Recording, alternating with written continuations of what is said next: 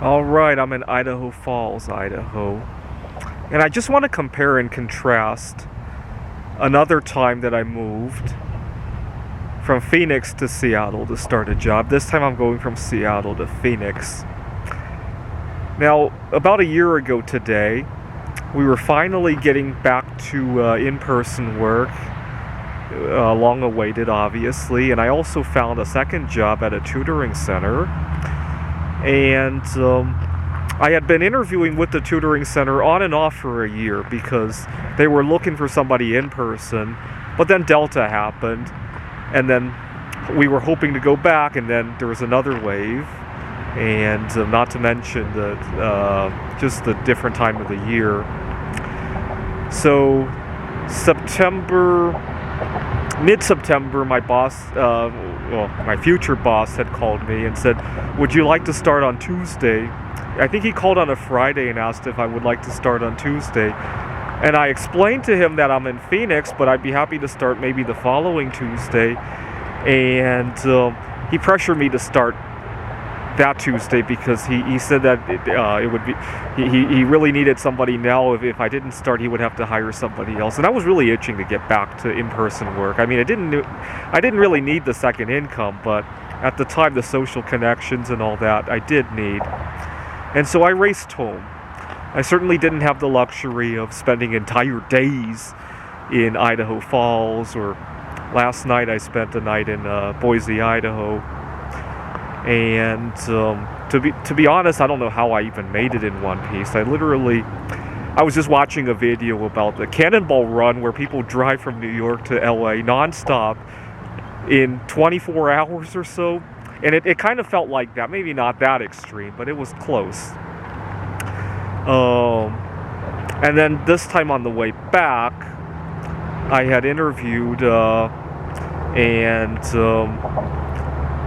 I asked my hiring manager, how urgent it was. I was thinking if she needed me to start right away, I could fly there, and I have friends that I could park my car with, and then think about how to transport my car.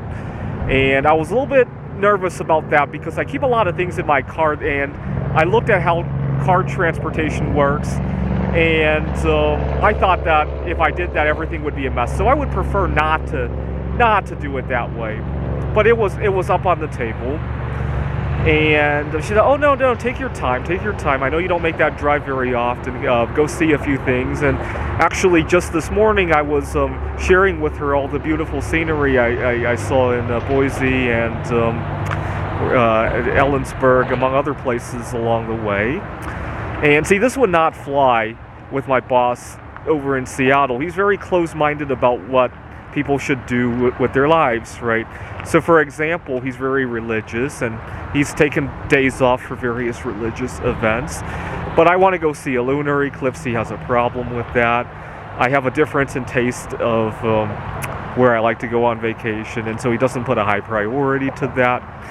And I have different views about things, and he just sees them as superstitions versus what he believes he believes as a religion, right? So, for example, when I come up with math problems, I like to avoid using the number 4 because in Chinese, the number 4 sounds like death, and I sometimes go out of my way to think about how to give examples that avoid the number 4.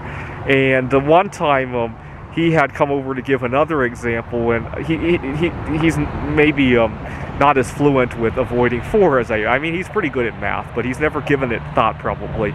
And so he was really straining himself to avoid coming up with the number 4, and then he got really upset at me for having this kind of unspoken rule of never saying the word 4. I don't mind if he says it, but he was trying to be respectful, but he still thought it was silly, right? Now imagine I go in with the kind of attitude that his religion is a scam or all that, and then I say, it's all because of you. I have to come in on your so-called religious holidays. Can you imagine how that would flow, right? And he laughed at me when I said that there's going to be another spike in COVID in May because there was a lunar eclipse followed by a Friday the 13th, and he thought that was the silliest thing in the world too, until May came around and both of us caught COVID, And he still refuses to acknowledge that, right? Very close-minded is what I want to say. Don't be that guy.